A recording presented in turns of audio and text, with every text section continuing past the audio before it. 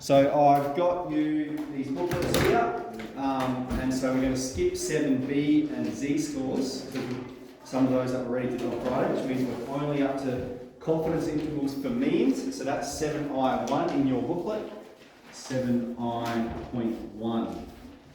So the best way to explain what a confidence interval is to demonstrate it in an example. This is the formula for a confidence interval. It looks like a pretty complex formula, but it's actually very easy. And I'll just remind you of some of the notation. Okay, we use X bar to represent the mean of a sample, and we use S to represent the standard deviation of a sample. And then for the population, which is the whole group, we use mu and sigma.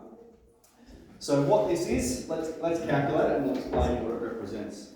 So we have 25 year 11 students to sample, and the mean height is found to be 175 centimetres. The standard deviation of the sample is 8 centimetres. Find the 95% confidence interval and interpret. Okay, so this is the formula for a 95% confidence interval, and that'll be the only confidence interval we deal with here. So let's just list the information we've got. We've got the mean of our sample is 175 centimetres. We've sampled 25 students, so we've got N is 25, and we have the standard deviation of the sample, so we use S for standard deviation, is 8 centimetres. Now we use S to approximate sigma, which means we can use this to approximate the value of sigma in the formula, and now it's just a matter of putting all that information in here.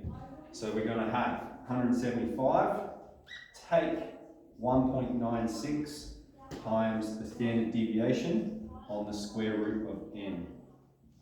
Alright, let's fix this. We go there? I had one.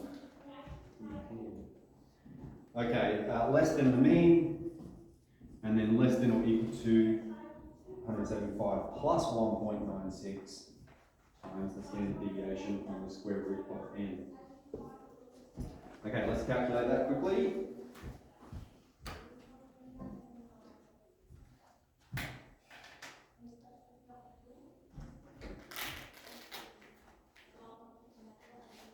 Standard deviation 8, mean 175s.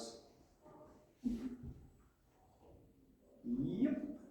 Okay, I've got 171.8, less than the mean, less than 178.1. So let's round those.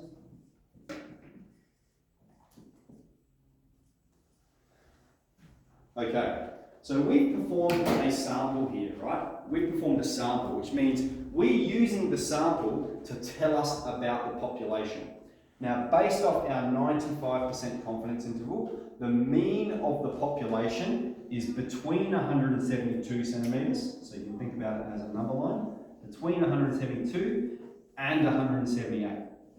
In fact, we've calculated the 95% confidence interval. So we are 95% confident, this is the interpretation, 95% confident that the true mean, the mean of the population, is somewhere in here. 95% confident, just based off a sample of 25 people. Okay? So the true mean is in here somewhere. Excellent. That's all we're doing today. So that's 7I1. There is some more with 7I2 and stuff, but maybe we'll do that when we get back from recess.